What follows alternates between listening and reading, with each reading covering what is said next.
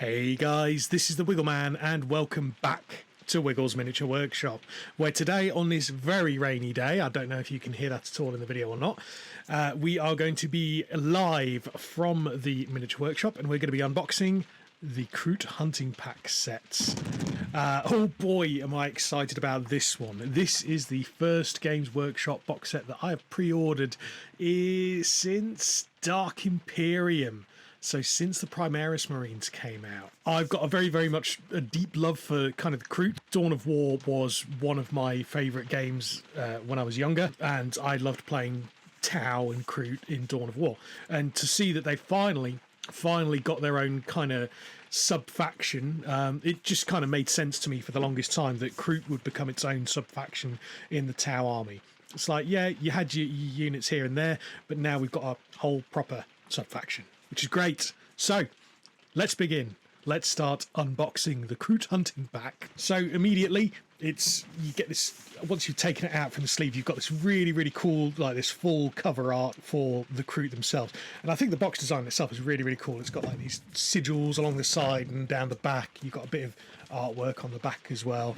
It's actually a really neat box. I'm quite excited about it, as you can tell by my tippy tapping. So we're going to open up and have a look at the sprues inside firstly.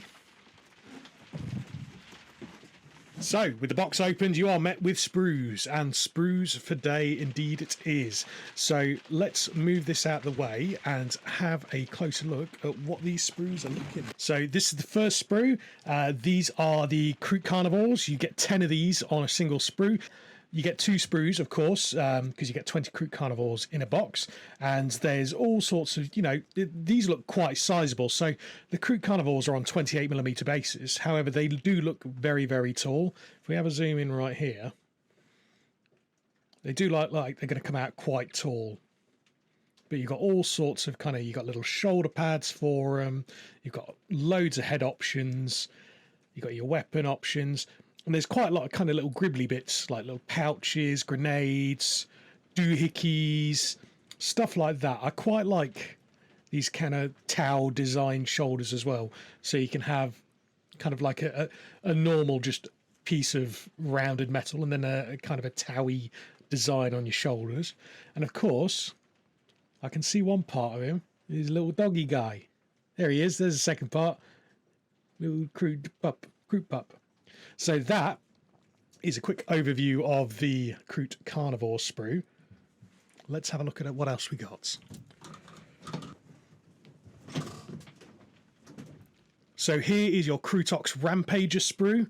So you can see some quite well defined models there. These should be quite fun to paint up, I can see. See, I'm not sure if that's like muscles or kind of rope going around. I'm not sure actually, but I'm sure we'll see when it's built up. The main thing I'm curious about personally is how good these are going to be to build as a sub-assembly. So can I keep the rider? And it does look like so, but again, we'll find out once I've built them. I would like to keep the rider and the Krootox separate, just to make it a bit easier to paint them up. But yeah, again, you've got kind of your basic bits. All seems to be fairly monopose stuff. Not as much extra gribblies, like we've got a knife and a couple of grenades there. The rest of it all seems to be kind of important to the model's structure itself. So let's move on to the next sprue. So a slightly smaller sprue now. This one appears to be our Krootox Rider. Again, it looks like, there's a couple of extra gribbly bits on there. It looks like, they might be kind of part of the Krootox itself. There's a lot of spines coming off, things like that. I really like the bangles that are all over his arms. And then you've got multiple head options. So you've got an open one that goes together, and you've got a closed head option as well that goes together. And it looks like that's the neck with the open mouth, and that's the neck with the closed mouth. Quite simple stuff. I'm probably going to build this up with a grenade launcher, just because it's big and chunky. I'm not going to be looking at whether to build it for gameplay purposes or not. I'm just going to follow rule of cool. And then here appears to be our Kroot Flesh Shaper sprue. Again, kind of what you'd expect from a typical command unit. Very simple, very small, just odd bits and bobs effectively. Curious about what that bit is there. trying to figure that out. Obviously, you've got the body, you've got the back, you've got the heads, you've got weapon 1 and 2, you've got a gun, pretty cool looking gun. But what is that? Might be an arm. No, it won't be an arm. We'll find out soon enough, I'm sure. I'm wondering if it's holding the gun, maybe. That bit holds the gun. We'll find out soon enough. And then finally, we have our Kroot War Shaper, and it's stopped raining. Brilliant. You've got your tactical rock. That's quite a beefy looking tactical rock, actually.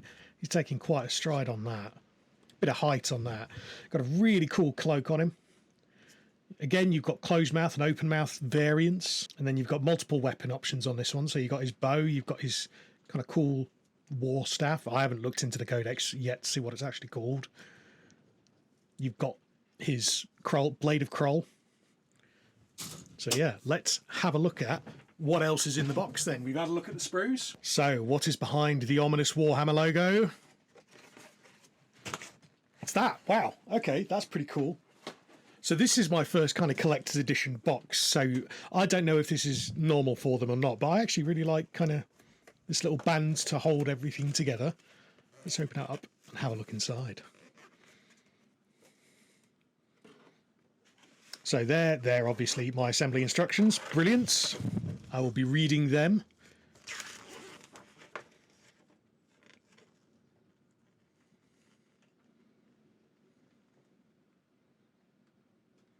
So it looks like, okay, so it looks like your HQ units, so your War Shaper and your Flesh Shaper, they're on 32mm. Your Kroot Carnivores are 28mm, and your Krootox units are all on 50mm bases. If that helps you kind of get an idea for the size of them. When I assemble them, which I am going to, I'm not going to attach them to the bases just purely for the sake of painting them. So what else have we got in here? So this should be our data cards. It's actually a really nice packaging. I really like this image on the cover here. That looks really cool. Very nice art. Can we have a peeky inside? Should we have a look at some data cards? Ooh, the edges are shiny. Look at that. Oh, I feel like a bloody kid, I do. Oh, they're duty looking. So there's ooh, it's got a nice little sleeve to it as well. They've all got images on the back. So yeah, they're very cool. Very cool.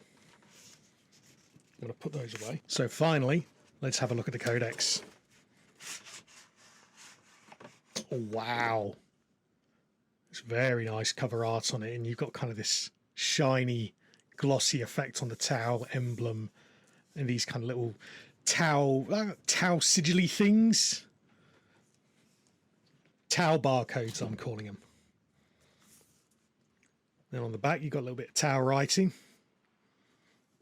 and a couple more Tau barcodes. The Tau Empire, enlightenment and unity. I'm sure there's plenty of people cringing in here in chat at the moment. And look at that first page you open. It's that awesome, awesome art. Beautiful, beautiful, beautiful, beautiful.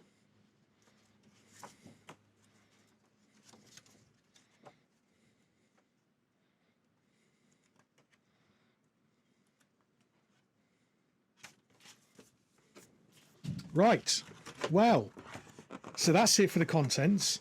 So now we're going to build them up. I'm going to do that off camera. Don't worry, I'm not going to make you sit through it all. I'm not going to give you some amazing time lapse like I do with painting videos. I'm going to build up these Kroot units. I'm not going to stick them to the bases because I do intend on painting these up separate from the bases. I've got a really cool idea as to what I want to do with the bases. And then I'm going to come back to you with my final thoughts, kind of how long it took me to build up all these units, any issues that I came across along the way, anything like that. So I will see you all shortly.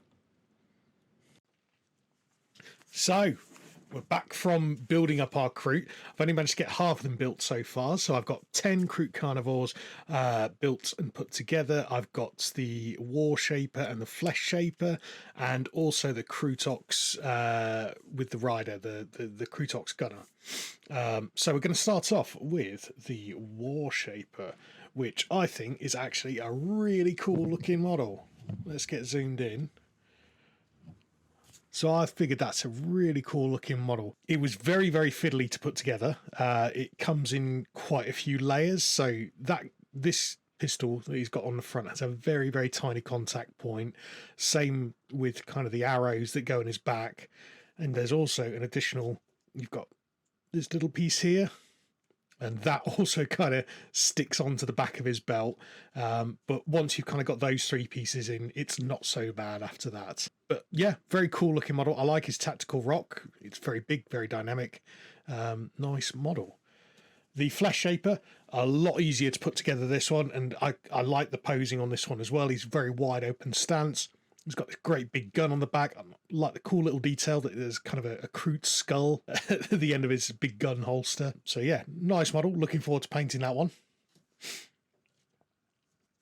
The Krootox gunner. This one was pretty cool. So there's not much in terms of customizability for the Krootox gunner. You've got 3 different head variations for both the gunner and the Krootox.